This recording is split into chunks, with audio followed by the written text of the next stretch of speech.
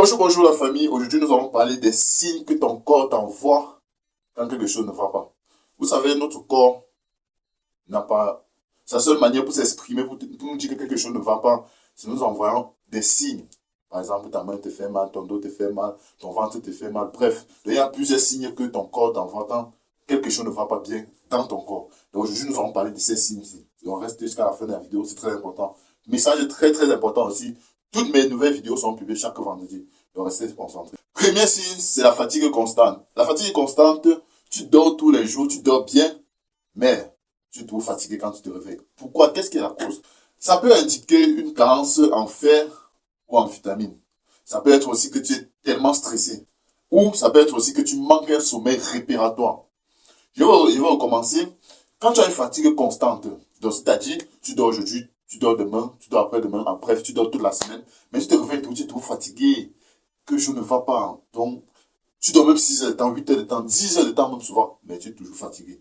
Ça, c'est une fatigue constante. Ton corps entier t'envoie un signe que quelque chose ne va pas. Souvent, c'est parce que tu manques une carence. Tu as une carence en fait, c'est-à-dire que tu manques du fer dans ton sang.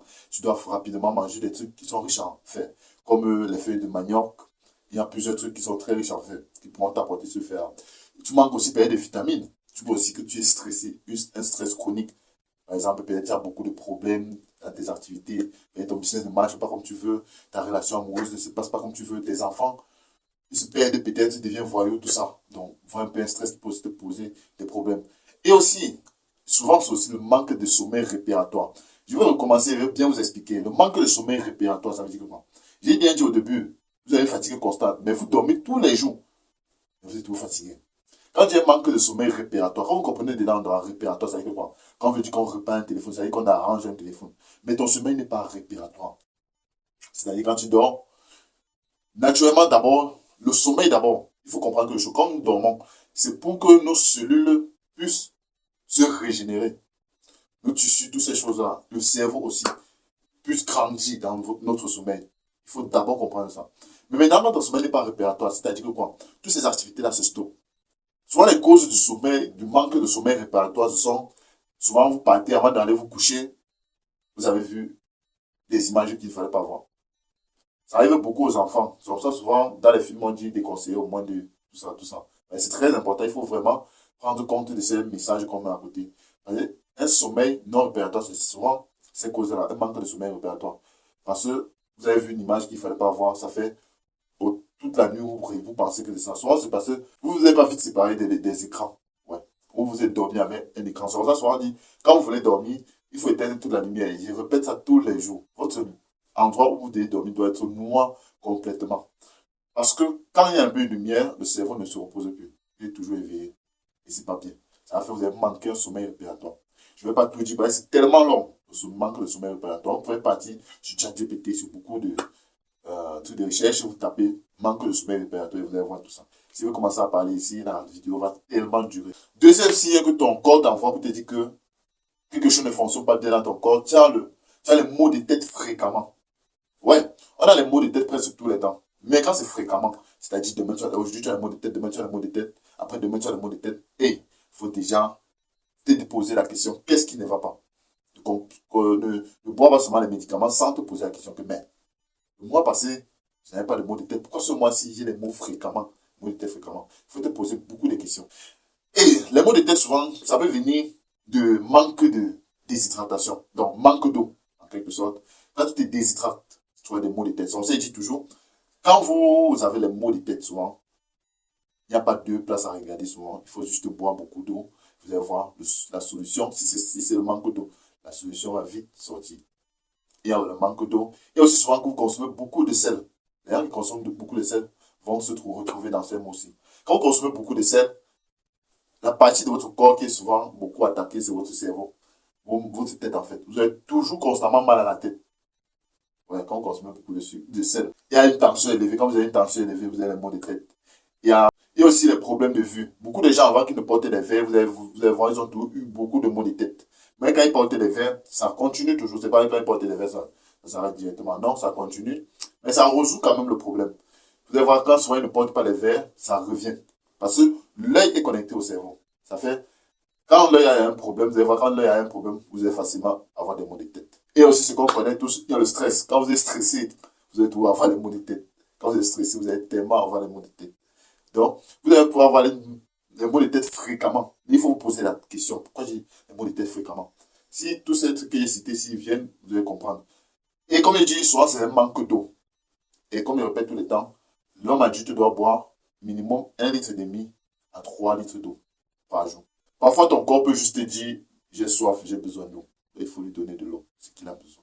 Troisième signe que ton corps t'envoie, c'est changement d'appétit. C'est-à-dire, ici, tu manges beaucoup ou tu manges moins. Donc, tu manges que d'habitude, que ce que tu manges d'habitude. C'est-à-dire, si tu manges beaucoup, maintenant, tu manges moins. Si tu manges moins d'habitude, aujourd'hui, tu manges beaucoup. Ça peut s'expliquer. Souvent, c'est un déséquilibre hormonal. Vous allez voir beaucoup de femmes, souvent, quand elles tombent enceintes, les appétits changent totalement. D'autres mangent beaucoup, d'autres, par contre, mangent moins. Donc, un changement d'hormones. Donc, un déséquilibre hormonal s'est passé dans son organisme. Maintenant, son appétit n'est plus pareil. Vous allez voir les femmes qui sont enceintes, c'est exactement comme j'ai expliqué. Donc, il y a un déséquilibre hormonal. Il y a ça. Il y a le stress, il y a aussi une dépression. Quand beaucoup de gens sont stressés, souvent ils mangent beaucoup, souvent ils mangent moins. Quand ils sont quand ils ont une dépression, c'est que vous comprenez une dépression. Une dépression, c'est peut expliquer simplement, c'est-à-dire, tu as les problèmes, mais tu n'arrives pas à expliquer tes problèmes. Tu ne sais pas à qui partager tes problèmes. Donc, tu meurs avec tes problèmes toi-même à l'intérieur. Ça, c'est une dépression et ça tue beaucoup de gens. Dernièrement, il y a une actrice sénégalaise, si je ne me trompe pas, qui est morte à cause de ça. Donc, quand on comprend les commentaires, on comprend qu'elle était toujours dépressive. Elle a toujours une dépression. C'est-à-dire, elle avait toujours des problèmes en elle, mais elle gardait en elle. Et quand c'est comme ça, c'est très très dangereux. Tu peux perdre ta vie simplement. Dans la dépression, quand tu as un problème qui te ronge à l'intérieur, gars, même si tu ne peux pas dire vraiment à la personne, faut même un inconnu, tu partages tes problèmes, ça va t'apaiser vraiment et tu vas pas mourir. Et c'est ça, à cause de souvent, ça change d'appétit. Souvent, tu vas voir beaucoup de gens qui sont stressés ou ils ont une dépression. La probabilité d'avoir ce qu'ils ne mangent pas beaucoup, ils perdent l'appétit. Il y a ça, et aussi, tu peux aussi avoir un problème digestif. Ouais. Quand tu as un problème digestif, d'habitude, tu ne peux pas manger beaucoup. Si tu as les gaz, oui, le ballonnement, ton ventre va un peu gonflé, tu as mangé un peu, tu as fait les compositions qu'il ne fallait pas. Tu vas arriver, tu ne vas pas manger beaucoup de nourriture parce que d'abord, les gaz ne permettent pas que tu manges beaucoup. C'est toi en train de péter, de rôter. Donc, ça ne va pas accepter des tours encaisser de la nourriture et recevoir de la nourriture.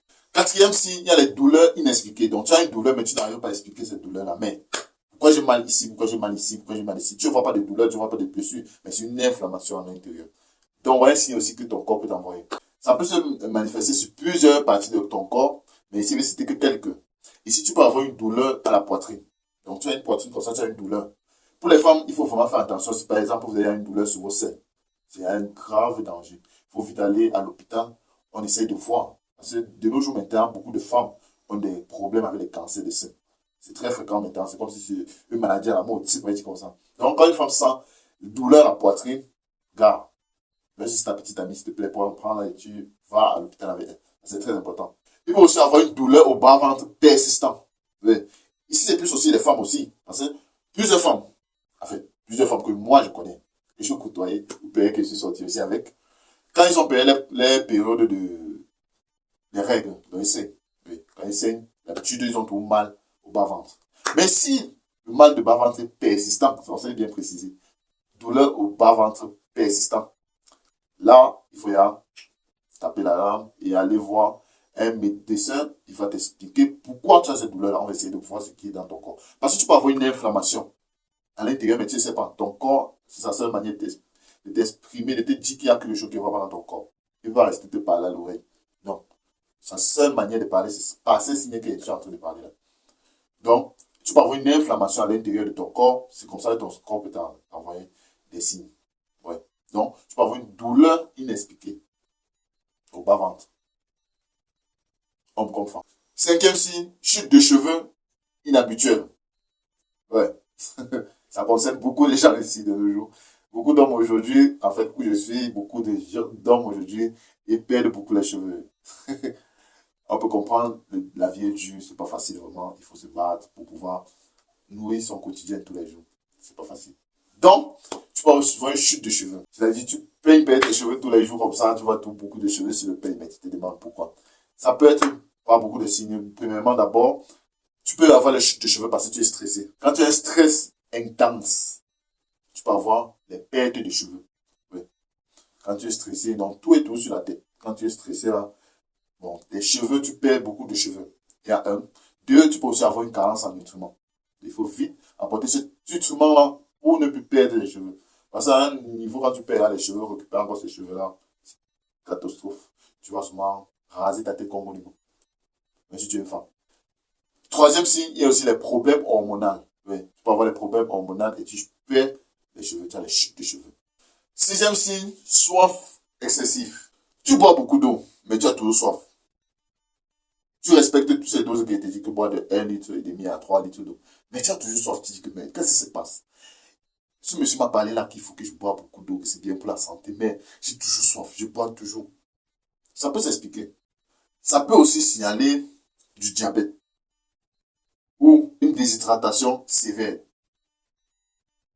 Quand tu as le diabète, tu bois beaucoup d'eau. Le diabète, c'est quand ton taux de sucre dans ton organisme est plus que normal.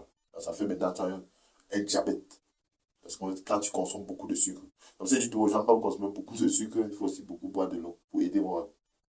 Mais maintenant, tu bois beaucoup d'eau, mais tu as toujours soif. Ça peut signaler que tu as le problème de diabète, d'abord, ou tu es déshydraté sévèrement. Septième signe que ton corps peut t'envoyer, c'est les troubles de sommeil. Tu dors, mais tu ne dors pas. Tu as tous les troubles de sommeil. Donc, c'est-à-dire, tu dors, et quand tu sautes, tu le dis comme ça, tu es debout. Qu'est-ce qui peut causer encore ça? Premièrement, il y a aussi toujours le stress. Quand tu es stressé, quand tu dois appeler quelqu'un, ou quand tu as bouffé la réunion, mais il faut rembourser, et tu ne vois pas où il faut rembourser cet argent, où tu vas prendre cet argent pour rembourser, tu es stressé, tu as l'anxiété. Tu dors, mais tu ne dors pas. Tu dors, mais tu ne dors pas parce qu'il faut rembourser l'argent des gens.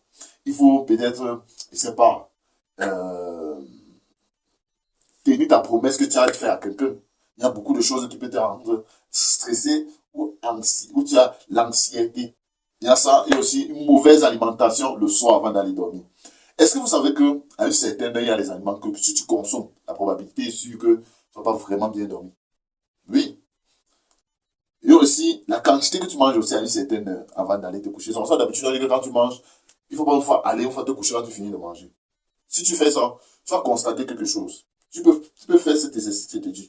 Tu manges tard d'abord la nuit. Tu manges aux environs de 22h, 23h. Tu manges aux heures. Directement quand tu as fini de manger, tu manges une bonne quantité. C'est pas que tu goûtes ou tu manges les yeux seulement. Non. Tu manges une bonne quantité. Ça, tu manges le couscous, le pilé, le taro, tous ces trucs durs là. Tu manges ça. Directement, tu pars te coucher. Tu vas te réveiller le matin. 95% sûr que, d'abord, tu vas rôter. Deux, ton ventre peut te faire mal. Trois, tu vois les gaz, le ballonnement. Donc, et ça peut, quatre, tu vas pas bien dormir. Et aussi, ce qui peut aussi troubler ton sommeil, c'est aussi les écrans. Comme j'ai dit au début, il y a les âges pour voir certaines vidéos, c'est pas certaines vidéos, en fait, certaines images aussi. Si tu veux, si tu aimes l'interdit, tu cours, tu regardes, sache que l'interdit là aussi, il va aussi te menacer dans ton sommeil. Tu vas faire des cauchemars, tu vois les troubles de sommeil. Huitième signe que ton corps peut t'envoyer aussi, c'est ta peau qui change.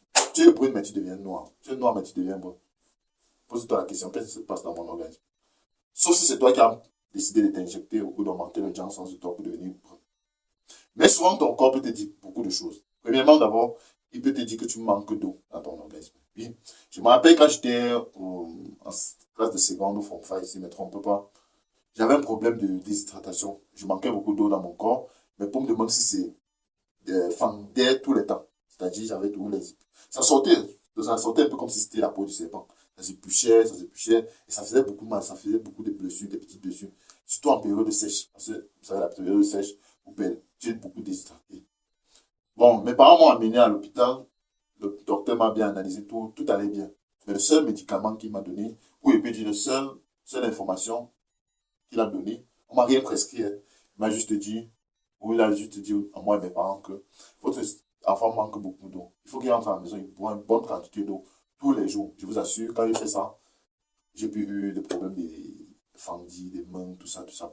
Présentement, ici, nous sommes en période sèche, mais quand vous voyez mes pommes de main, il n'y a pas cette blessure-là. Avant, je ne pouvais pas montrer comme ça. Non. On pensait qu'il travaillait dans une fabrique, dans tout ça. Non. C'était que je manquais beaucoup d'eau dans mon corps. Donc, voilà une manière aussi que ma peau, en fait, voilà une manière que ma peau est en train de m'expliquer qu'il y a quelque chose qui ne va pas. Tu perds beaucoup d'eau. Il y a ça.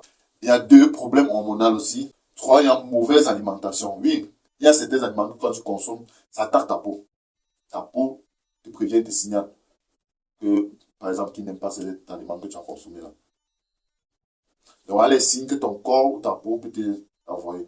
Quand ta peau change, pose-toi la question. Sauf si tu as fait le Johnson. Si tu as fait le Johnson pour devenir brune, non, ne te pose pas la question.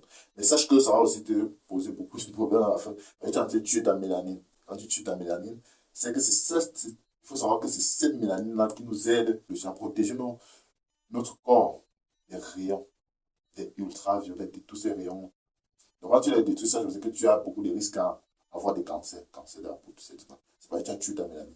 Donc, fais attention. Neuvième aussi, c'est le ballonnement fréquent.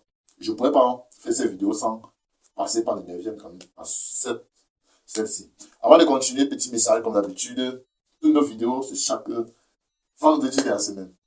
Tu vas rester concentré. Donc, on est en train de dire, le neuvième signe que ton corps peut t'envoyer, c'est le ballonnement fréquent. Notre ventre doit te gonfler. Tu fais sport même. Pas d'abdos, mais le ventre doit te ballonnement. Ouais, c'est tous les gaz là qui me menacent. C'est pas ce qui m'arrive. Ah, le ventre est tout gonflé. Gonflé. Tout gonflé. Gonflé. Gonflé. Sache que ça peut indiquer beaucoup de choses. Premièrement, mauvaise digestion. Il y a des gens qui ont des mauvaises digestions. Ouais. Beaucoup de gens, les organismes ne fonctionnent pas pareil. Il y a des organismes qui ont besoin d'aide. Vous consommez beaucoup de viande, pourtant votre organisme ne peut pas écraser cette viande-là. Il faut beaucoup de temps pour qu'il écrase cette viande-là. Vous consommez moins de fruits. Il ne peut pas avoir ces fibres-là pour venir l'aider.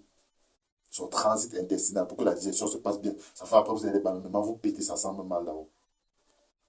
Donc, il faut faire très attention. Quand vous avez des ballonnements, sachez que quand c'est fréquent, sachez que la dissection est mauvaise. Vous avez une mauvaise dissection. Il faut vite réparer ce problème-là. Sinon, vous allez tout souffrir.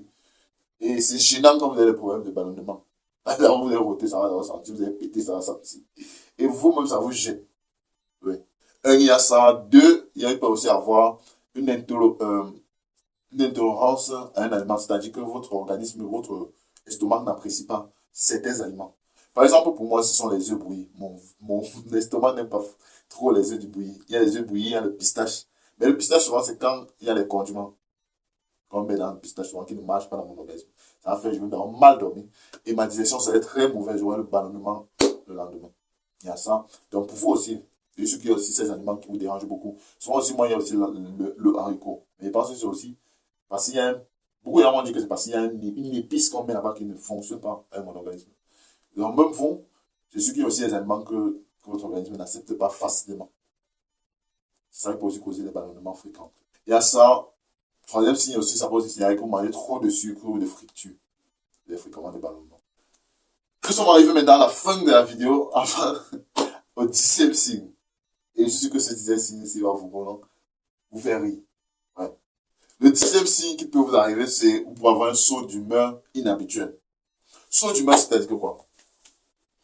Donc, vous venez au travail peut-être, par exemple, comme ça, avec vos collègues peut-être, mais un temps vous changez une fois. On causait bien, mais à un moment vous changez sans que personne ne se comprenne. Un saut d'humeur inhabituel. On était là, on sympathisait, on riait, on était fiers, tout ça, tout ça. Mais un temps vous changez seulement, du coup, bam!